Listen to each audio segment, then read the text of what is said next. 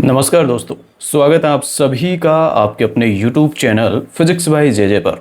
आज ये अपना मात्रक और मापन चैप्टर पर तीसरा लेक्चर है। पहला और दूसरा लेक्चर अपन ने कंप्लीट कर लिया है, जिसमें क्या क्या पढ़ा है एक बार अपन देख लेते हैं फटाफट से और उसके बाद आज के इस लेक्चर को अपन शुरू करते हैं। पहला लेक्चर जो अपन ने लिया था उसमें अपन ने चर्चा की थी कि फिजिक्स क्या है, उसके बारे में अपन ने कुछ जानकारी ली थी कि फिजिक्स है क्या। तो इस सब्जेक्ट को अपन ने समझा था। 3 प्रश्न मैंने लिए थे, भौतिकी क्या है, भौतिकी क्यों पढ़ते हैं और भौतिकी को कैसे पढ़ा जाता है। पहले लेक्चर में ही अपन ने भौतिकी क्या है इसकी परिभाषा को समझा था और दूसरे लेक्चर में उद्देश्य अपन ने समझ लिया था। तो पहले लेक्चर में अपन ने शब्द और परिभाषा के बारे में समझा और कुछ एग्जाम्पल अपन ने प्राकृतिक घटनाओं के लिखे, और दूसरे लेक्चर में दूसरे प्रश्न को अपन ने लिया था जो कि था भौतिकी क्यों पढ़ते हैं। उसमें अपन ने उद्देश्य लिखा था और 4 उद्देश्य वहाँ पर मैंने आपको बताए थे। पहला जिज्ञासा का समाधान, दूसरा नियमों की खोज, तीसरा तकनीकी विकास और चौथा भविष्यवाणी करने की क्षमता। और इन चारों को अपन ने समझा भी था। आज के इस लेक्चर में अपन तीसरा प्रश्न लेना है, भौतिकी को कैसे पढ़ा जाता है, और इसकी जो थियरी है वो मैंने लिख ली है। बहुत ज़्यादा इम्पोर्टेंट नहीं है और समझने की यदि बात करें तो अपन ने इसे समझ भी लिया है। आप देखोगे जो भी चीज़ें मैंने लिखी हैं उनमें अधिकांश चीज़ें अपन ने समझ ली हैं। तो आज के इस लेक्चर को अपन शुरू करते हैं। आपको जैसा मैंने लिखाया है उसी तरह से आपको लिखना है। तो भौतिकी को कैसे पढ़ा जाता है, हाउ टू स्टडी फिजिक्स, इसमें हमें वैज्ञानिक विधि की चर्चा करनी है। एक विधि है वैज्ञानिक विधि, साइंटिफिक मेथड क्या होती है वो समझते हैं। वैज्ञानिक विधि प्रकृति को समझने की एक व्यवस्थित विधि है। इसमें कुछ चरण हैं और वो चरण जो है वो ऊपर नीचे हो सकते हैं, कम ज़्यादा हो सकते हैं। यहाँ पर मैंने 3-4 चरण लिए हैं जो भी महत्वपूर्ण हैं, तो उनकी चर्चा अपन कर लेते हैं। पहला चरण लिया है मैंने प्रेक्षण। जैसा कि मैंने आपको बताया था, जब घटनाएं मैंने आपको समझाई थी तो सबसे पहले यही तो बताया था कि जो भी घटना होती है उसे सबसे पहले अपन देखेंगे कि हो क्या रहा है। तो यही मैंने यहाँ पर लिखा है। वैज्ञानिक किसी भी घटना का ध्यानपूर्वक निरीक्षण करते हैं। यहाँ पर आप देखो, वैज्ञानिक किसी घटना का ध्यानपूर्वक निरीक्षण करते हैं और उससे संबंधित तथ्य एकत्र करते हैं, जैसे वस्तु का नीचे गिरना, ग्रहों की गति, प्रकाश का परावर्तन आदि। ये जो एग्जाम्पल हैं वो मैंने आपको लिखवाए हुए हैं। इन जो भी घटनाएं हो रही हैं जो एग्जाम्पल में अपन ने ली हैं, इनको हमें ध्यानपूर्वक देखना है, ऑब्जर्व करना है कि हो क्या रहा है यहाँ पर। ठीक है, तो पहला जो बिंदु है, जो चरण है प्रेक्षण, वो अपना यहाँ पर कंप्लीट होता है। दूसरा है प्रश्न। कोई भी घटना अपन देखेंगे तो घटना के पीछे कारण होते हैं। प्रश्न अपन पूछेंगे कि ये घटना हो क्यों रही है, तो ये प्रश्न हमें उस घटना के पीछे के कारणों को जानने के लिए या कारणों तक हमें पहुंचाएगा और कारण हमें नियम तक, जैसा मैंने आपको पीछे बताया था। तो दूसरा चरण है प्रश्न करना। प्रेक्षण के बाद वैज्ञानिक ये प्रश्न पूछते हैं कि घटना क्यों और कैसे हो रही है, क्यों हो रही है और कैसे हो रही है। जैसे वस्तुएं नीचे ही क्यों गिरती हैं, जो पहला एग्जाम्पल अपन ने लिया था प्राकृतिक घटनाओं का, जिसमें मैंने बताया था कि बॉल का नीचे की ओर गिरना। तो सबसे पहले अपन घटना को देखते हैं कि हो क्या रहा है। घटना हमें समझ आ गई कि बॉल नीचे गिर रही है। दूसरा प्रश्न हमारा होता है कि बॉल नीचे ही क्यों गिर रही है। उसी तरह से ग्रह सूर्य के चारों ओर परिक्रमा क्यों करते हैं, प्रकाश सीधी रेखा में क्यों चलता है। ये जो भी घटनाएं मैंने लिखी हैं, इन घटनाओं को अपन एक एक करके बाद में अलग अलग चैप्टर में समझेंगे।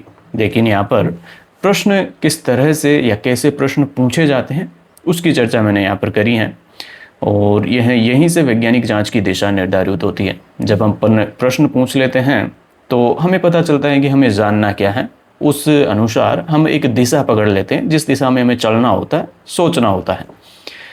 तीसरा चरण है परिकल्पना। अब जो भी घटना हुई है उस घटना को अपन ने देखा, अच्छे से प्रश्न पूछे कि ये घटना हो क्यों रही है, कैसे हो रही है, फिर वो घटना क्यों हो रही है इसके उत्तर के रूप में एक परिकल्पना दी जाती है, एक विचार दिया जाता है, एक हाइपोथेसिस दी जाती है कि ऐसा कोई नियम होगा या फिर ऐसी ऐसी कोई बात होगी जिस वजह से ये घटना इस तरह से घट रही है। तो देखते हैं इसको। प्रश्न के उत्तर में एक संभावित व्याख्या प्रस्तुत की जाती है, जिसे परिकल्पना कहते हैं। एक व्याख्या दी जाती है कि ये जो घटना हो रही है वो इस तरह से क्यों हो रही है। परिकल्पना कोई अनुमान मात्र नहीं होती, बल्कि उपलब्ध तथ्यों पर आधारित एक तार्किक प्रस्ताव होती है। ऐसा कोई ऐरा गहरा विचार नहीं दिया जाता है। जो भी विचार उस घटना को ठीक ढंग से समझा रहा होता है, उस हिसाब से व्याख्या दी जाती है और वह तार्किक रूप से सही होनी चाहिए। जैसे एग्जाम्पल, सभी वस्तुएं पृथ्वी के गुरुत्वाकर्षण, गुरुत्वाकर्षण क्या है वो मैंने यहाँ पर लिखा है, एक द्रव्यमान वाली वस्तु दूसरी द्रव्यमान वाली वस्तु पर आकर्षण का बल लगाती हैं के कारण नीचे गिरती हैं। ठीक है, ये अपन ने पहले ही समझ लिया था। तो इस तरह से हाइपोथेसिस दी जाती है कि ऐसा क्यों हुआ होगा। जैसे अपन ने वो पहला ही एग्जाम्पल समझा था, किसी वस्तु का नीचे गिरना। तो कोई वस्तु नीचे गिर रही है तो क्यों गिर रही है, ठीक है, उसके उत्तर में इस तरह की परिकल्पना दी जाती है कि एक वस्तु दूसरी वस्तु को इसलिए आकर्षित करती है क्योंकि दोनों के बीच गुरुत्वाकर्षण का बल लगता है। तो इस तरह से परिकल्पना दी जाती है। और उसके बाद चौथा पॉइंट है प्रयोग और परीक्षण। इन सभी पॉइंटों की अपन ने बात कर ली है। 3 पॉइंट तो अपन ने समझ लिए थे, इन तीनों की तो अपन ने बात की है, ये तो कुछ अलग है नहीं। चौथा है प्रयोग और परीक्षण। और प्रयोग तो विज्ञान में करने ही होते हैं, तो यहाँ पर भी प्रयोग किए जाएंगे। परिकल्पनाओं की जांच के लिए यहाँ पर इसे ठीक से लिखो आप,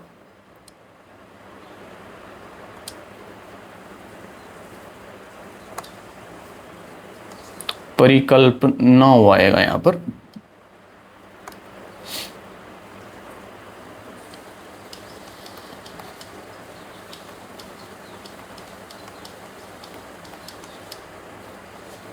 अब जो भी परिकल्पनाएं दी जाती हैं वो परिकल्पनाएं हो सकते हैं सही हो या फिर हो सकता है गलत हो। तो सही हैं या गलत हैं इसकी जांच के लिए प्रयोग किए जाएंगे। तो यही बिंदु है चौथा। परिकल्पनाओं की जांच के लिए प्रयोग किए जाते हैं और नए प्रेक्षण एकत्र किए जाते हैं। यदि ये प्रेक्षण और प्रयोग उस परिकल्पना को सही साबित करते हैं तो उस परिकल्पना के साथ आगे बढ़ा जाता है, और यदि ये उसे गलत साबित कर देते हैं तो उस परिकल्पना को छोड़ दिया जाता है। जैसे ऊपर अपन ने परिकल्पना की बात की, ये एक परिकल्पना दी गई गुरुत्वाकर्षण की, एक वस्तु दूसरी वस्तु को आकर्षित करती हैं, इस वजह से वस्तुएं पृथ्वी की ओर गिरती हैं, या किसी वस्तु को पृथ्वी सतह से ऊपर किसी बिंदु पर छोड़ा जाए तो वो पृथ्वी सतह पर वापस आ जाती हैं, नीचे गिरती हैं। अब ये जो परिकल्पना दी गई हैं ये सही हैं या सही नहीं हैं, इसकी जांच के लिए प्रयोग किए जाएंगे। प्रयोगों में यदि परिकल्पना सही साबित होती है, जैसे और भी कई समान प्रकार की घटनाओं को वो समझाने में कामयाब होती हैं, तो उस परिकल्पना को स्वीकार किया जाता है, माना जाता है उसे सही, और उसके साथ आगे बढ़ा जाता है।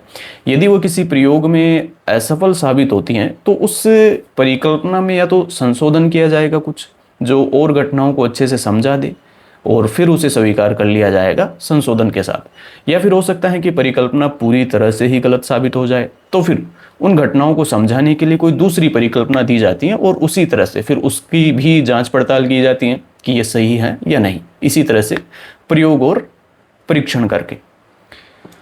तो ये 4 बिंदु मैंने लिए हैं। हो सकता है ये जो बिंदु मैंने लिए हैं, ये जो चरण मैंने लिए हैं, ये थोड़ा ऊपर नीचे हो किसी खोज में, या फिर हो सकता है कि इनकी संख्या भी ज़्यादा हो सकती है। जैसे एक और चरण यहाँ पर मुझे लेना चाहिए था, लेकिन ठीक है, गणितीय निरूपण करके एक और चरण आता है, थोड़ा समझते हैं उसे अच्छे से। आपको ये 4 ही लिखने, समझ लेते हैं उसे। गणितीय निरूपण, मैथमेटिकल मॉडलिंग या रिप्रेजेंटेशन, जो भी हैं, जो भी नियम दिए जाते हैं फिजिक्स में, वो नियम शब्दों के रूप में होते हैं, एक भाषा के रूप में होते हैं। तो उन नियमों की बहुत ज़्यादा उपयोगिता नहीं होती है, वो थियरी के रूप में दिए जाते हैं उनकी। जब उनका गणितीय निरूपण किया जाता है फिर वो हमारे लिए काम के होते हैं। जैसे कोई भी नियम दिया गया है, हम जो भी प्रश्न करते हैं, जो न्यूमेरिकल प्रश्न, उनमें उन्हीं सूत्रों को काम में लेते हैं। सूत्र क्या होते हैं? कोई भी जो नियम दिया हुआ रहता है उसका गणितीय निरूपण ही तो रहता है, और उन सूत्रों की मदद से ही हम जो भी प्रश्न में जानकारी दी गई है उसको काम में लेकर के कुछ उत्तर निकालते हैं, और वो उत्तर हमारे लिए उपयोगी होते हैं। लेकिन यदि गणितीय निरूपण ना किया जाए, वो सूत्र ना दिए जाए, तो फिर हमारे लिए वो नियम बहुत ज़्यादा काम के नहीं है। सीधे शब्दों में कहूँ तो हम भविष्यवाणी नहीं कर सकते। जो चौथा पॉइंट पीछे लिखा था अपन ने, भौतिकी क्यों पढ़ते हैं उसमें, उसे अभी थोड़ा और अच्छे से अपन समझेंगे, उसे थोड़ा कम ही समझा था अपन ने। तो गणितीय निरूपण इसलिए ज़रूरी है क्योंकि जो नियम दिए जाते हैं थियरी के रूप में वो बहुत ज़्यादा उपयोगी नहीं है हमारे लिए।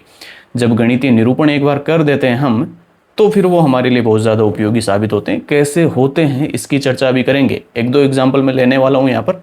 लेकिन उससे पहले ये जो ऊपर एक और बात मैंने लिखी है इसे समझते हैं और फिर उन उदाहरणों पर हम आ जाएंगे।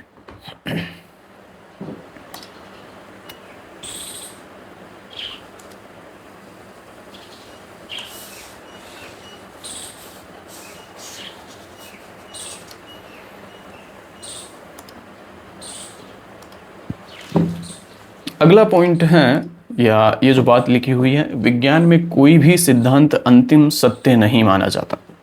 ये तो अपन ने अभी चर्चा की है कि कोई भी जो परिकल्पना दी गई है वो यदि प्रयोगों द्वारा सही साबित हो जाती है तो उसके साथ आगे बढ़ा जाता है, और यदि गलत साबित हो जाती है तो उसमें संशोधन किया जाता है या फिर उसे छोड़ दिया जाता है, कोई दूसरी परिकल्पना फिर दी जाती है। तो विज्ञान में कोई भी सिद्धांत अंतिम सत्य नहीं माना जाता। यदि नए परीक्षण या प्रयोग किसी सिद्धांत से मेल नहीं खाते तो उसे संशोधित करते हैं या आवश्यकता पड़ने पर अस्वीकार कर देते हैं।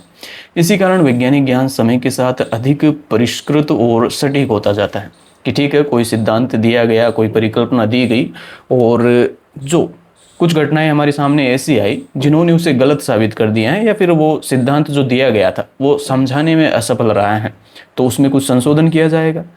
या फिर यदि पूरी तरह से ही वो परिकल्पना गलत है तो फिर उसे हटा करके एक नई परिकल्पना या फिर नया सिद्धांत दिया जाता है। और इस वजह से जो भी सिद्धांत आज हमारे पास है वो पहले से ज़्यादा सटीक है। पूरी तरह से सही है ये नहीं कह सकते हम, क्योंकि आगे आने वाले समय में हो सकता है कोई घटना ऐसी हो, कोई प्रयोग ऐसा हो जिसे वो समझाने में नाकामयाब रहे, गलत साबित हो जाए, तो फिर उन्हें हटा करके फिर से नए सिद्धांत दिए जाएंगे या फिर उनमें कुछ संशोधन किया जाएगा। तो ऐसा नहीं है कि कोई भी सिद्धांत जो हो वो अंतिम सत्य है या फिर पूरी तरह से सही है। विज्ञान में ऐसी कोई बात होती नहीं है। जो भी सिद्धांत आज हैं वो हमारे लिए पहले से जो भी सिद्धांत दिए गए थे उनका एकदम सटीक रूप हमारे पास है। आज के समय के हिसाब से जो सबसे ज़्यादा सही है, जो घटनाओं को समझाने में कामयाब है, उन सिद्धांतों को हम पढ़ रहे हैं। पूरी तरह से सही हो ये ज़रूरी नहीं है, ऐसा अतीत में हुआ भी है। कई सिद्धांत दिए गए, काफ़ी लंबे समय तक वो चले भी, सही माना भी गया उन्हें, लेकिन एक समय बाद फिर उन सिद्धांतों की जगह नए सिद्धांतों ने ले ली, क्योंकि वो सिद्धांत कुछ घटनाओं को समझाने में असफल रहे। अब जो चौथा पॉइंट अपन ने कल लिया था, भविष्यवाणी करना, उसके कुछ एग्जाम्पल अपन समझते हैं। इसमें क्या लिखा था अपन ने, भविष्यवाणी करने की क्षमता, इसमें अपन ने लिखा था कि भौतिकी के नियमों और गणितीय समीकरणों की मदद से किसी घटना के घटने से पहले ही उसके घटने के स्थान, समय और प्रभाव को पता कर लेना भौतिकी में भविष्यवाणी करने की क्षमता कहलाती है। और यहाँ पर कुछ एग्जाम्पल मैंने आपको बताए थे कि भविष्यवाणी किस किस तरह से की जाती हैं, और ये जैसे चंद्र ग्रहण, सूर्य ग्रहण, वर्षा, तूफान, अंतरिक्ष से कोई पिंड कब पृथ्वी के पास से गुजरेगा, इनकी जानकारी हम भविष्यवाणी के जरिए या फिर भौतिकी की मदद से पहले ही हमें मिल जाती हैं। तो ठीक है, इसमें दो एग्जाम्पल अपन लेते हैं। एक एग्जाम्पल जो हमें भविष्यवाणी करने की ताकत ही बताएगा भौतिकी की, दूसरा एग्जाम्पल हमें मैथमेटिक्स की ताकत बताएगा कि वो किस तरह से भौतिकी के लिए उपयोगी है। तो दोनों को अपन समझ लेते हैं। यहाँ तक आपको लिखना है, और अब जो बातें हैं वो समझाने की हैं। पहला जो एग्जाम्पल है वो है एडमंड हेली की भविष्यवाणी। समझते हैं इसे, किस बात को लेकर उन्होंने भविष्यवाणी की थी। इन्होंने भविष्यवाणी की थी धूमकेतुओं को लेकर। धूमकेतुओं को लेकर एक भविष्यवाणी की थी इन्होंने। धूमकेतु क्या होते हैं? धूमकेतु होते हैं धूल और बर्फ से मिलकर बने हुए पिंड। धूल, बर्फ व गैसों से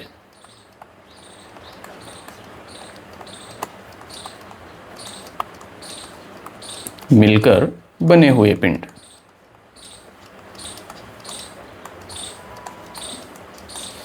ये अंतरिक्ष से आते हैं और धरती के पास से गुजरते हैं। तो इनको लेकर इन्होंने भविष्यवाणी की थी। क्या भविष्यवाणी की थी, उससे पहले हम एक बार परिस्थिति को समझ लेते हैं। जो भी समय था जिस समय इन्होंने भविष्यवाणी की थी, कैसी परिस्थितियां थी और क्या विचार थे लोगों के इन धूमकेतुओं को लेकर। तो बात है 17वीं शताब्दी की, या 17वीं शताब्दी तक आप कह सकते हैं, 17वीं शताब्दी तक या फिर सन 1700 तक। इस समय तक धूमकेतुओं को लेकर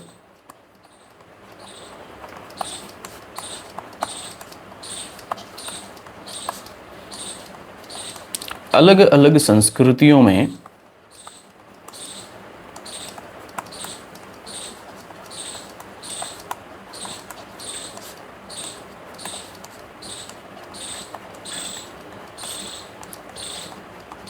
अलग अलग संस्कृतियों में अलग अलग मान्यता थी, अलग अलग मान्यता थी। कुछ संस्कृतियों में इन्हें महामारी का संकेत माना जाता था कि इनका आना, जैसे यदि किसी समय ये आ गए तो लोग ये मानते थे कि अब कोई बड़ी महामारी आने वाली है, या फिर कोई बड़ा युद्ध होने वाला है, या फिर अकाल पड़ने वाला है, सूखा पड़ने वाला है। इस तरह से कई धारणाएं प्रचलित थी उस समय अलग अलग संस्कृतियों में।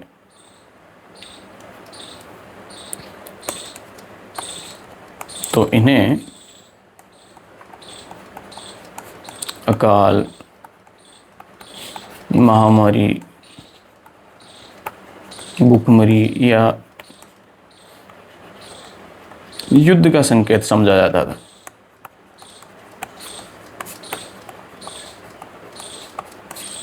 एक तरह से बहुत अंधविश्वास इनको लेकर फैले हुए थे। अब होता क्या है, 1687 की बात है। 1687 में न्यूटन ने अपना गुरुत्वाकर्षण का सिद्धांत दिया। न्यूटन ने गुरुत्वाकर्षण का सिद्धांत दिया, वही सिद्धांत जिसकी अपन ने चर्चा कर रखी है थोड़ी बहुत, कि दो द्रव्यमान युक्त पिंड एक दूसरे को अपनी ओर आकर्षित करते हैं। और इस गुरुत्वाकर्षण के सिद्धांत की मदद से वैज्ञानिकों ने ग्रहों की गति को भी समझाया। एडमंड हेली ने क्या किया, एडमंड हेली ने इसी गुरुत्वाकर्षण के सिद्धांत की मदद से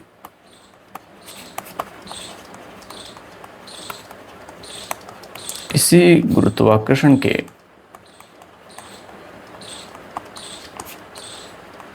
सिद्धांत की मदद से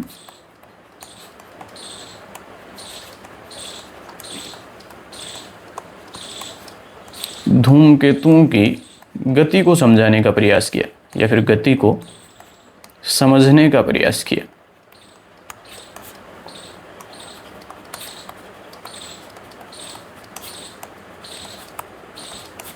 तो हुआ क्या है, धूमकेतुओं को लेकर लोगों की अलग अलग राय थी। अलग अलग संस्कृतियों में अलग अलग तरह के विचार थे लोगों के धूमकेतुओं को लेकर। 17वीं शताब्दी तक की ये बातें हैं। 1687 में न्यूटन ने अपना गुरुत्वाकर्षण का सिद्धांत दिया, और न्यूटन ने या फिर वैज्ञानिकों ने इस सिद्धांत के आधार पर या फिर इस सिद्धांत से ग्रहों की गति को समझाने का प्रयास किया, और समझाया भी उन्होंने। हेली ने क्या किया, इसी सिद्धांत को काम में लेकर इन धूमकेतुओं की गति को भी समझाने का प्रयास किया। अब हेली ने क्या किया, हेली ने किया धूमकेतुओं की जो जो घटनाएं अतीत में हुई थी, कि अतीत में कब कब धूमकेतु आए थे, उन घटनाओं का विश्लेषण किया। मुख्यतः 3 घटनाएं थी, 1531, 1607 और 1682। इन 3 घटनाओं को, ये जो वर्ष थे इनमें धूमकेतु आए थे, इन तीनों घटनाओं का उन्होंने विश्लेषण किया, और उन्होंने पाया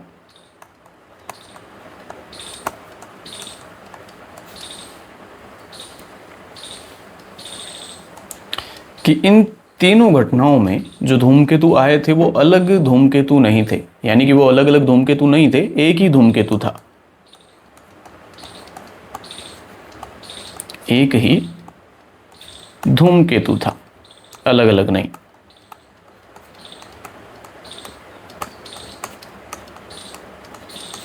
तो इन तीनों घटनाओं में जो धूमकेतु आए थे वो अलग अलग धूमकेतु नहीं थे, वो एक ही धूमकेतु था जो बार बार सौरमंडल का चक्कर लगा करके पृथ्वी के नज़दीक से गुजर रहा था। अब विश्लेषण उन्होंने अच्छा खासा कर लिया। फिर 1705 में भविष्यवाणी की उन्होंने, और भविष्यवाणी क्या की? भविष्यवाणी की कि अब 1758 के अंत में या फिर 1759 की शुरुआत में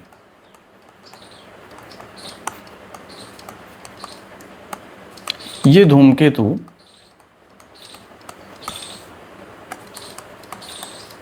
फिर से देखने को मिलेगा, यानी कि ये फिर से गुजरेगा पृथ्वी के पास से। तो 1705 में उन्होंने भविष्यवाणी की इस धूमकेतु को लेकर कि 1758 के अंत में या फिर 1759 की शुरुआत में ये धूमकेतु फिर से पृथ्वी के पास से गुजरेगा। और 1758 के अंत में ये धूमकेतु देखा गया।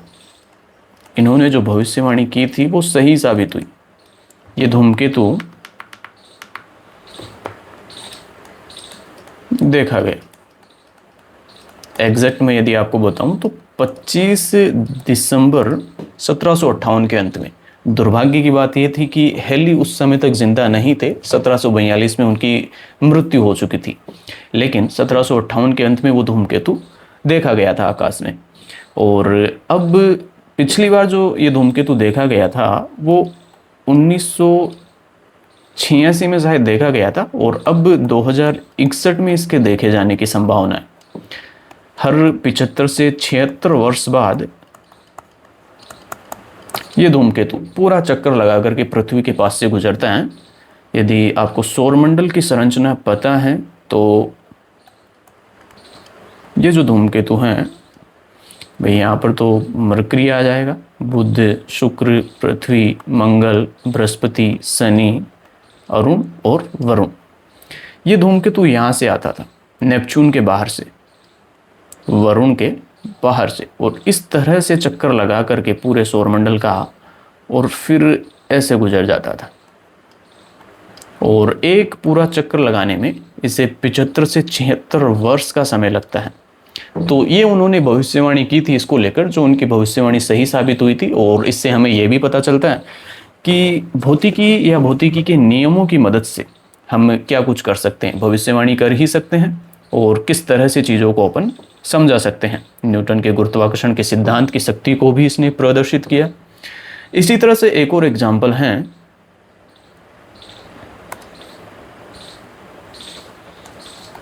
वरुण या नेपच्यून ग्रह की खोज। अच्छा, एक बात मैं आपको बता दूं, ये जो घटनाएं, ये एग्जाम्पल जो मैं ले रहा हूं, इसके लिए मैं एक अलग से सीरीज लाने वाला हूं जिसमें हम इनकी विस्तार से चर्चा करेंगे। सौरमंडल की स्ट्रक्चर भी मुझे पता है आपने नहीं पढ़ी है, लेकिन हम इनको वहां पर विस्तार से पढ़ेंगे, और बहुत जल्द वो सीरीज में लेकर के आने वाला हूँ, उसमें हम इनकी चर्चा करेंगे। हालांकि ये आपके सिलेबस में तो नहीं दी गई है, लेकिन देख सकते हो आप सिलेबस में जो चीज़ें हैं उनको समझने के लिए इनकी ज़रूरत पड़ रही है। तो वहाँ पर हम इनकी चर्चा करेंगे बिल्कुल विस्तार से, एक एक चीज़ को अपन समझेंगे। तो अभी तो अपन दूसरे एग्जाम्पल की चर्चा कर लेते हैं। वरुण की खोज, इसमें क्या होता है, पहले एक बार मैं लिख ही देता हूँ। ये बुध हैं, ये शुक्र हैं, ये पृथ्वी, ये मंगल, बृहस्पति। चिंता करने की ज़रूरत नहीं है आपको, यदि ग्रहों की जानकारी नहीं है अभी, मैं पूरा लिखवाने वाला हूँ आपको, वो अलग से जो सीरीज लाऊंगा उसमें। ये अरुण और ये वरुण, नेपच्यून। हुआ क्या था, यहाँ तक ग्रह खोज लिए गए थे, ये सभी ग्रह खोज लिए गए थे। जैसे जैसे दूरी बढ़ती हैं, ये नहीं खोजा गया था, यहाँ तक खोज लिए गए थे, अरुण तक, यूरेनस तक। जैसे जैसे दूरी बढ़ती हैं, हम ग्रहों को देख नहीं सकते, जो भी दूरबीनें हमारे पास होती हैं उनकी मदद से तो बिल्कुल भी नहीं। क्योंकि उनकी एक क्षमता होती है, और वरुण जो है, नेपच्यून जो है, उसकी दूरी बहुत ज़्यादा हो जाती है पृथ्वी से, तो हम आसानी से उसे नहीं देख सकते। तो यहाँ तक ग्रह खोज लिए गए थे, और ये जो ग्रह है नेपच्यून, इसे नहीं खोजा गया था।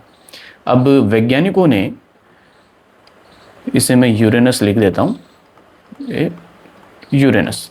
जब वैज्ञानिक यूरेनस ग्रह की कक्षा का अध्ययन कर रहे थे, तो उन्होंने पाया कि जैसा गुरुत्वाकर्षण सिद्धांत बताता है, ठीक उस तरह से यूरेनस गति नहीं कर रहा है। इसकी गति कुछ आगे पीछे हो रही है। तो इसके दो कारण उन्होंने खोजे, या फिर दो कारण उन्होंने बताए कि ऐसा क्यों हो सकता है। तो पहला तो कारण उन्होंने लिया कि हो सकता है गुरुत्वाकर्षण का सिद्धांत गलत हो।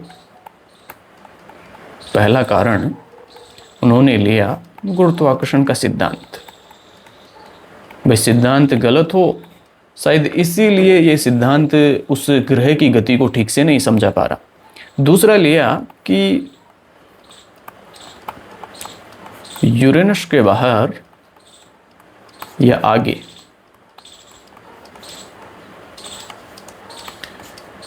कोई अज्ञात ग्रह हो सकता है। यूरेनस के बाहर कोई अज्ञात ग्रह हो सकता है, क्योंकि उस अज्ञात ग्रह के गुरुत्वाकर्षण के कारण इसकी गति में बदलाव हो सकता है। ये दो कारण उन्होंने लिए। तो पहला कारण, गुरुत्वाकर्षण का सिद्धांत गलत हो सकता है, ये तो बहुत ज़्यादा संभावना इसकी नहीं थी, क्योंकि इस सिद्धांत की मदद से बहुत सारी घटनाएं हमने समझा दी थी पहले, तो इसके गलत होने की संभावना कम थी। संभावना ज़्यादा इसी बात की थी कि यूरेनस के बाहर कोई और ग्रह मौजूद हो सकता है। तो इसके लिए दो वैज्ञानिक थे, एक फ्रांस का और एक इंग्लैंड का। एक वैज्ञानिक जो फ्रांस के थे और एक इंग्लैंड के। इन दोनों ने अलग अलग गणनाएं की अपनी। एक ने 1845 में अपनी गणना पूरी की और एक ने 1846 में। और इन्होंने इस ग्रह की पोजीशन बताई कि ये ग्रह कहाँ पर हो सकता है। तो जो भी पोजीशन बताई इन्होंने गणना के जरिए, उस जब आकाश में उस क्षेत्र में देखा गया तो वाकई में वहाँ पर एक ग्रह मौजूद था। ग्रह की जांच कैसे की गई? भाई जो भी आकाश में हमें दिखते हैं, ज़रूरी नहीं वो सभी ग्रह तो होते नहीं, तारे ज़्यादा होते हैं, ग्रह तो कुछ ही होते हैं। जो हमारे सौरमंडल के हैं वही हमें दिखाई देते हैं, और जो बाहर के स्टार सिस्टम हैं उनके ग्रह हमें नज़र नहीं आते हैं। तो कैसे ये पता किया गया कि वो ग्रह ही हैं या फिर तारा हैं, इसकी चर्चा हम बाद में करेंगे। लेकिन यहाँ पर जो मेरा समझाने का उद्देश्य था वो ये था कि उस अज्ञात ग्रह की खोज गणित के जरिए, जो दो वैज्ञानिक मैंने बताए आपको, फ्रांस और इंग्लैंड के, तो उन्होंने अपनी गणना की और उस गणना के माध्यम से अपन उस ग्रह को खोज पाए। तो यहाँ पर जो मैथमेटिक्स की ताकत है, या फिर मैं ये कहूँ कि मैथमेटिक्स की फिजिक्स में क्या उपयोगिता है, कितनी ज़रूरी है, वो आपको बात समझ आई होगी। तो ये दो एग्जाम्पल थे जो काफ़ी महत्वपूर्ण थे। इनकी विस्तार से चर्चा अपन उस सीरीज़ में करेंगे जो मैंने आपको बताया। तो आज का लेक्चर तो फिलहाल अपन यहीं पे समाप्त करते हैं। अगला लेक्चर जो मैं लूँगा उसमें जो पहला चैप्टर अपना मात्रक और मापन, जो एग्ज़ाम की दृष्टि से बहुत महत्वपूर्ण है, जो भी टॉपिक होंगे, मतलब जो अब तक पढ़ाए हैं अपन ने, वो आपको एग्ज़ाम में नहीं पूछा जाएगा, लेकिन समझना था हमें, तो वो चीज़ें अब हमारी कंप्लीट हो चुकी हैं। अब जो भी आपकी बुक में दिया हुआ है वो हमें पढ़ना है। तो ठीक है, आज का लेक्चर यहीं पर समाप्त करते हैं। मिलते हैं अगले लेक्चर में। धन्यवाद।